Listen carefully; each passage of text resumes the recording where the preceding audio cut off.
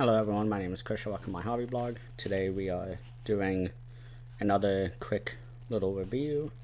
This is going to be about 1971's Sometimes Aunt Martha Does Dreadful Things. This is directed by, trying to find him, Thomas Casey. I don't know him. This is a very unknown movie. It's a very early queer film from the 70s, from 1971, and boy, it is quite amazing. I was watching it this morning, just kind of going throughout my day, and the story is about two guys who are in a relationship.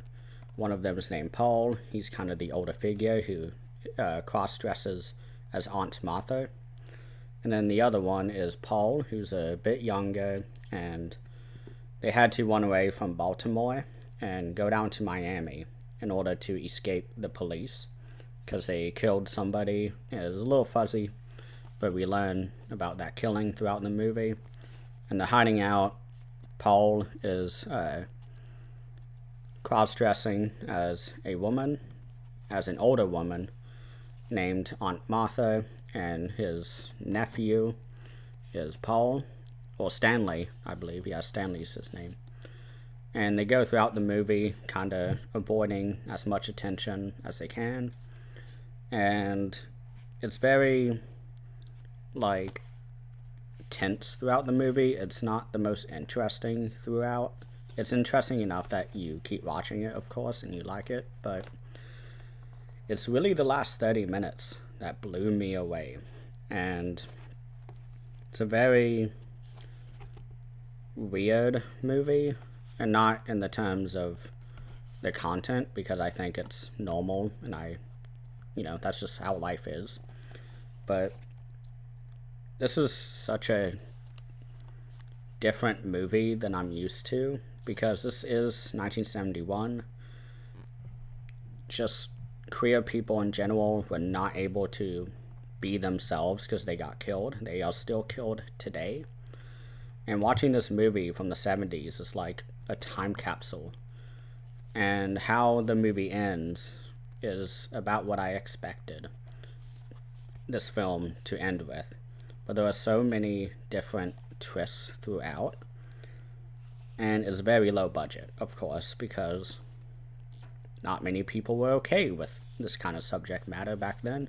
Even today, you can make it a lot more easily nowadays, but in the early 70s, Pink Flamingos came out around this time by John Waters, and today he is still considered super weird and counterculture and, against the norm, which we should celebrate that. I really like John Waters. Divine, it's the same, it's close to the same type of character.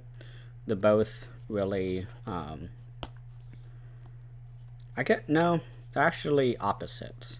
Divine was very, coming on the screen and just ruling the scenes that she was in. And she would walk into public, totally fine. Watching Multiple Maniacs, there's a lot of on-the-street footage, and you see people looking at her and all this stuff.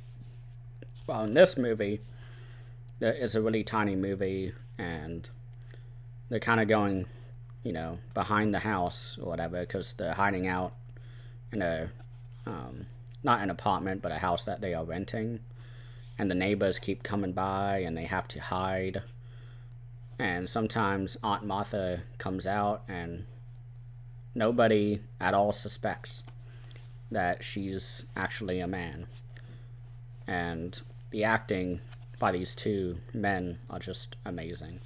I really enjoyed watching this.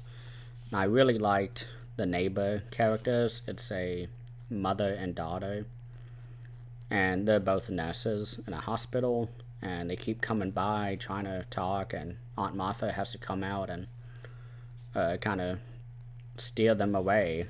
But sometimes when he is Paul, who is dressing up as Aunt Martha, he is out of, his disguise, because he made the choice to become this other person. And it's really interesting to watch. I wish there were more special features about the movie. They have a lot of short films by the same guy, and then a commentary track, which I didn't watch because I hadn't seen it before. So, but those two neighbors are really great. They keep coming over, and they it's like within the last second they almost catch him out of outfit. And it's really interesting watching Paul kind of dive in and out of disguise and having to quickly put on the wig or whatever. But Stanley, he's just living his best life. But